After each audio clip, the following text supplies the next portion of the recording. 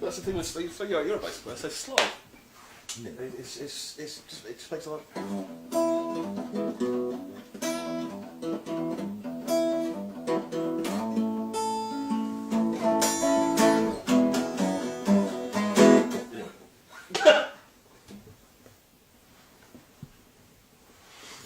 Sorry. Yes. So, Hello. now, hello Tom.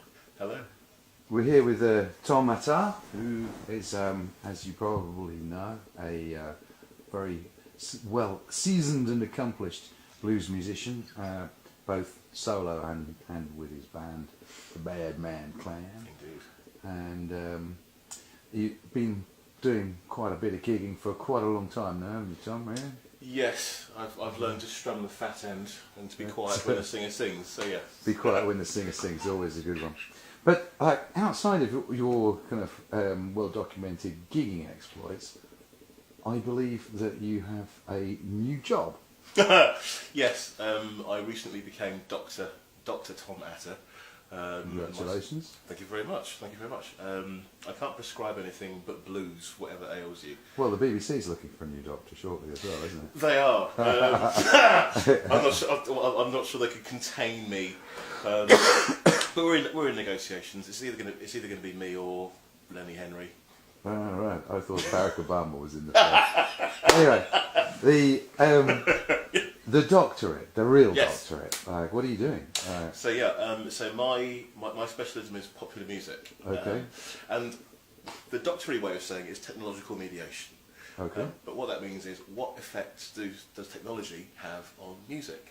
The great thing about music, as you know, is it's different to all of the other arts because it's gestural and it's ephemeral. And so the minute you write it down, it becomes something different. And the moment you record it visually or on sound recording, it becomes something different. And so what I did was to think about, well, all right, so what are the effects of digital technology, particularly internet technology, on blues music? Because if you think about it, the people who are being represented are no longer really in control of how those representations are used. That's very true. And so yeah, and so as a blues player, I was interested in how we play with ideas of representation. How do we understand what blues music is when it's digital as opposed to physical performance? And is this what you're going to be teaching your students, or is that just what brought you to this point? This is what brought me to this point. I mean, one of the things that I overall am teaching the students to do, I hope, is to engage with critical thinking. So not to just accept things, but to question everything. What exactly am I seeing? How am I understanding it? Why am I understanding it in the way that I do? And music is a beautiful way of doing that because we feel it, we do it, we have an emotional response to it. And certainly when you have some of the amazing undergraduates that I've been privileged to meet over the last 4 and 5 years, when they see that, oh wait a minute, I can play with this, I can work with this, then at the risk of being cliched, then the magic really happens, and I start teaching them, and they start teaching me, which is just great. Fantastic. Sounds like a perfect job for you, really. I enjoy my work. It's good. So, really, what I wanted to ask you about though was this year's Great British Rhythm and Blues Festival at Colne. Now, I believe you've got a stage named after you. How's that happened?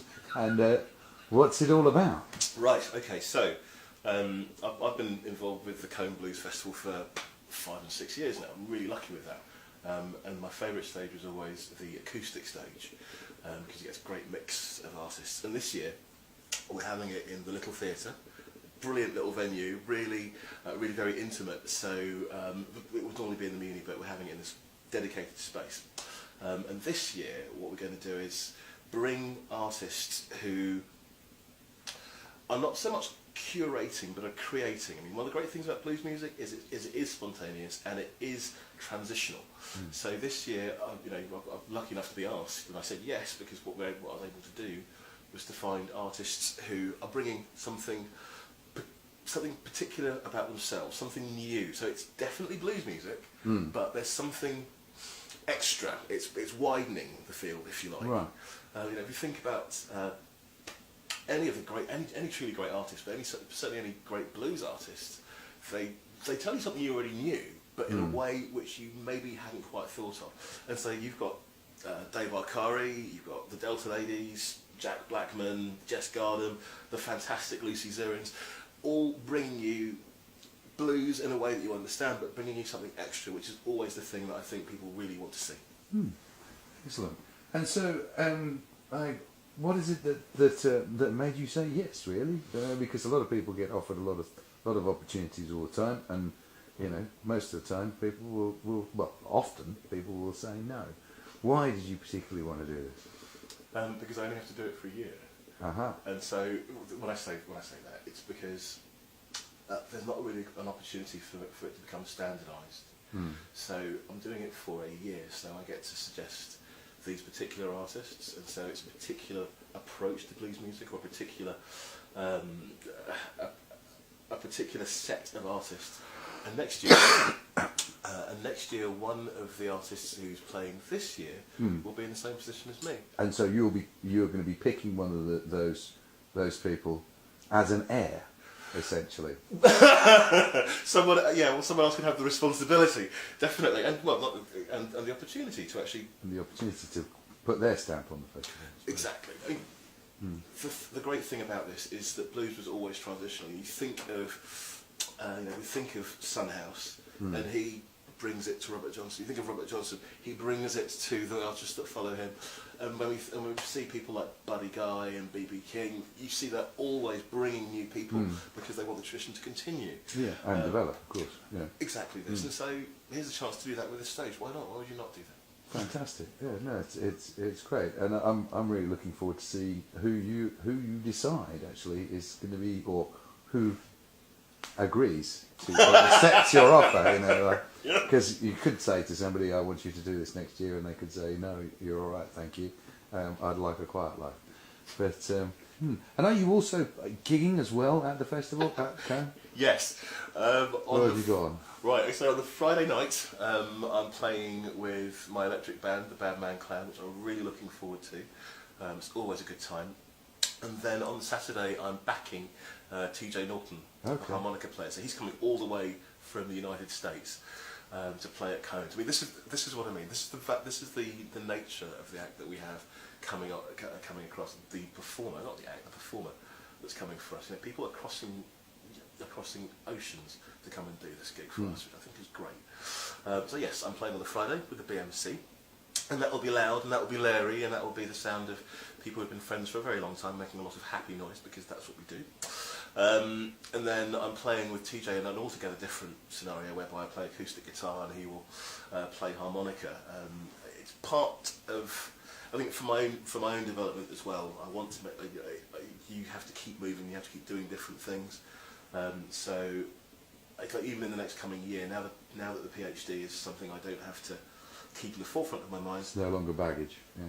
Well, it was fun. It's you know, it's a wonderful thing because it teaches you a certain way of thinking. But now I can devote that power to my incoming students, which I look forward to. So wherever you are, incoming students, I'm looking forward to meeting you.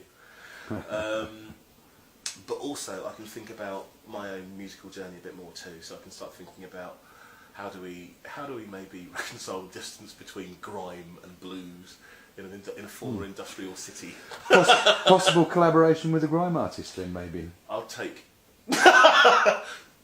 Okay, so but it's to reinforce what we've been saying before, that in as much as blues is something which is always about creating and moving forward. It's quite possible that the grime artists of today would have been the blues musicians of 60 years ago anyway. Absolutely. I mean, when we look at some of the... Okay, so to go to the research a little bit, when Muddy Waters was first doing his thing in Chicago, so in the early to mid 1950s, he was dismissed as a pop artist. It's ephemeral. It's throwaway. But that's Muddy Waters. You know, that barrel-chested roar, that low grind and grunt is something which absolutely defines the blues. And I think it's a mistake to look backward for the only definitions of blues. You know, we should be looking in the present and we should be looking to the future. And so, you know, artists like Wiley, artists like Storms. I mean, when I listen to Wiley, I hear elements of Muddy Waters inside that. And so, again, and even as an artist yourself, you can't stay doing the same thing over and over again, otherwise it becomes a hologram. And you know, pastiche of yourself, isn't it? Yeah, exactly. No, you know, we only have a limited amount of time. Let's do all sorts of things. Yeah. And for the rest of the year, have you got any other interesting plans? Are you going and touring or gigging in exotic locations? Halifax, Hebden Bridge, all the way to Halifax. Yeah. Moscow. Moscow. Yeah. So yeah, there's at the moment it's on the cards that I should be in Moscow and St. Petersburg at the invitation of the quite astonishing Boris Dublev-Vinitsev. So that'll be the second time I've been out to Russia, and the great thing about it is that they, well, I don't, okay, so these are strange and interesting times that we live in. But on my previous visit to Russia, all I found were these really enthusiastic people who wanted to engage with blues music, and also if you stand still enough, stand still for long enough in a black and white suit, it seems that the good ladies and gentlemen of Moscow want to just have pictures taken with you. So that fed my ego in a happy way. Great. Yeah. Very nice. Well, good luck with all that, Tom. And I'm looking forward to Colne. And me too. I'm sure that anybody watching this can check you out by just Googling Tom Attah. Yeah, there's only one in the UK, and he's normally wearing a suit and a hat. Thanks very much, Tom. Thank you.